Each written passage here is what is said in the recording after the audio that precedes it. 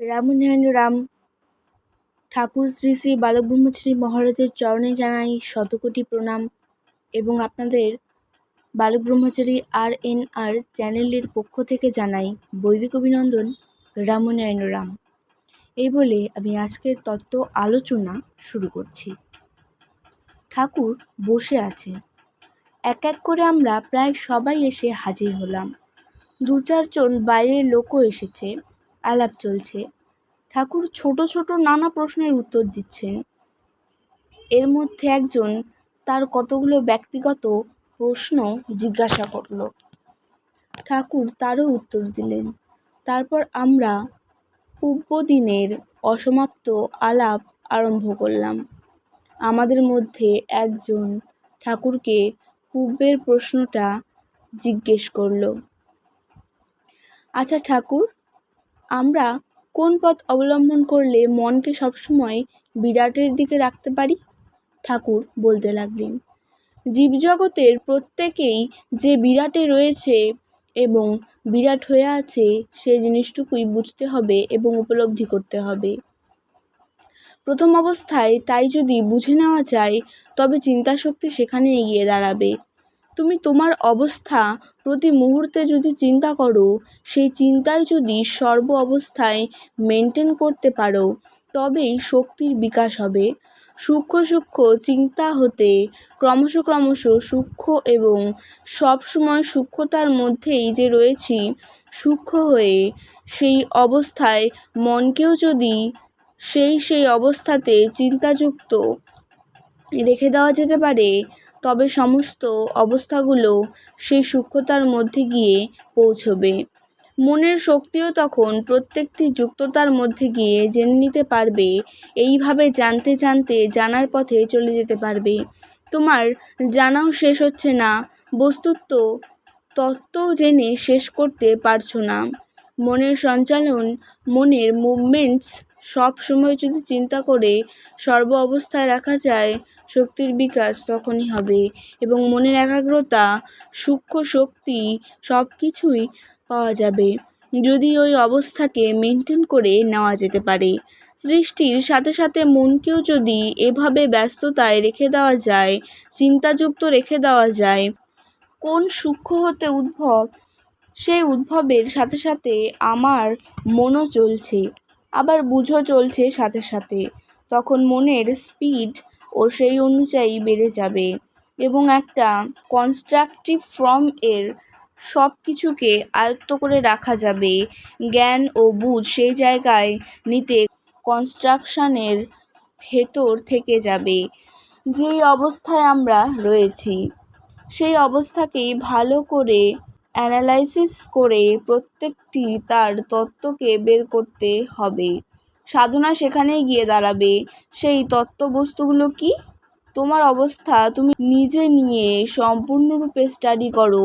তুমি যে রূপ এখন আছো, কত রূপের মধ্যে তুমি এখানে এসেছো, কতগুলো রূপের মধ্যে তুমি আছো, তোমার রূপটি কোথায়? তার সত্তা ও তত্ত্বকে আগে বুঝে নাও এবং খুঁজতে খুঁজতে তুমি কোথায় চলে যাও, তখন দেখবে তুমি এমন এক জায়গায় গিয়ে পৌঁছবে যে এগিয়েই চলছো, যে দিক থেকে এসেছো তারও শেষ পাওয়া যাচ্ছে না।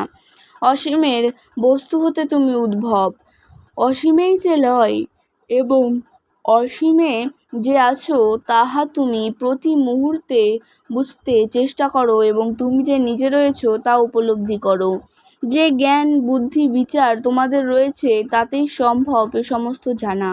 তুমি যখন একদিন সূক্ষ্মে ছিলে, সেই সূক্ষ্ম হতে যখন আরও সূক্ষ্মে ছিলে, আর যে রূপটিতে তুমি আছো, কোনো এক জাতীয়ের কাছে তুমি যে জাতীয় সূক্ষ্ম এখনও রয়েছো, এইভাবে তুমি সবসময় সূক্ষ্মতা মেনটেন করছো আরেকটি রূপের কাছে।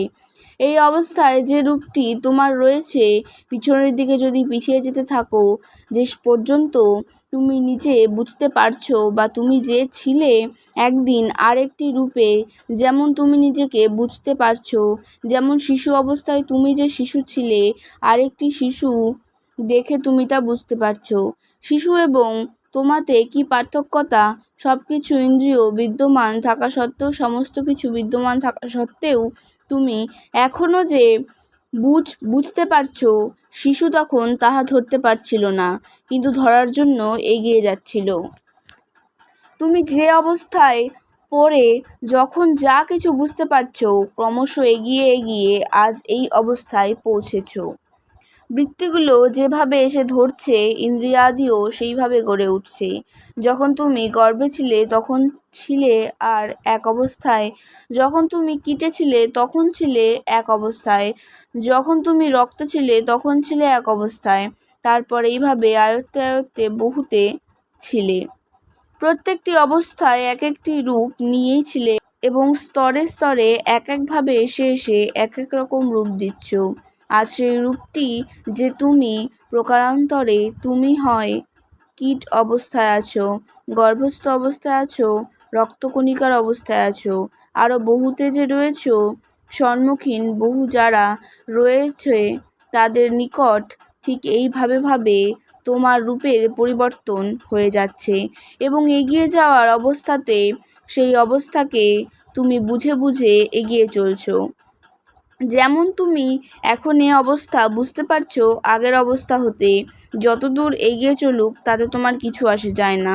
তুমি শুধু এই বুঝটুকুনু রাখো যে আমি সূক্ষ্মতার মাঝে সূক্ষ্ম হয়ে হয়ে সূক্ষ্ম কার্যের পরিচয় দিয়ে যাচ্ছি। সূক্ষ্মকে বুঝে বুঝে অনুশক্তি সেখানেই গিয়ে দাঁড়াচ্ছে, এই ভ্যানিশের মাঝে ভ্যানিশ হয়ে রূপ দিচ্ছে, আবার বিলীনের মাঝে বিলীন হয়ে বিলীনতারও একটি পরিচয় দিয়ে যাচ্ছে। বিশ্ব রহস্যের রহস্য সেখানেই। এটাকেই বলে মিস্টিরিয়াস ইউনিভার্স। আমি যখন আমায় খুঁজি, আমিতে আমি হারিয়ে পড়ি। তুমি কোথায়? খুঁজে দেখবে নাও হেয়ার। আবার দেখবে সর্বত্র। এখনও যে তুমি কি অবস্থায় রয়েছো, আবার সত্তার পরিচয় দিচ্ছে যে আমি আছি। যখন আমিকে আমিত্ব বলে বলছো সমস্ত, আমি সাড়া দিচ্ছে তোমার আমিত্বে। তুমি যে আমি বলছো, আমি খুঁজে দেখব সর্বত্র। সে বুঝটুকুনু বুঝতে চেষ্টা করো এবং তখনই দেখবে তোমার অস্তিত্ব কোথায়। সর্বত্র। তুমি যে সর্বত্র অবস্থা হতে সৃষ্টি, সর্বত্রই যে তোমার একত্ব হয়ে এসেছে, একত্ব হয়ে তোমার রূপ দিচ্ছে। প্রত্যেকটি বিভিন্নতাও একত্বেরই একটি রূপ। তোমার যে একটি রূপ, সে যে তুমি প্রকাশ করছো তোমার ভেতর দিয়ে। তুমি যখন আরও এগিয়ে চলছো, আরও যখন আরও বুঝে নিচ্ছ, তখন দেখবে একই তুমি বুঝে রয়েছো।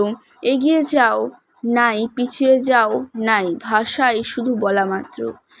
এগিয়ে যাচ্ছি, পিছিয়ে যাচ্ছি, শক্তি তোমার ঠিকই রয়েছে, শুধু পরিবর্তিত অবস্থায় সেই শক্তিকে বিকাশ করে যাচ্ছ। এর মধ্যে মধ্যে করা হচ্ছে আমাদের কারুকার্য।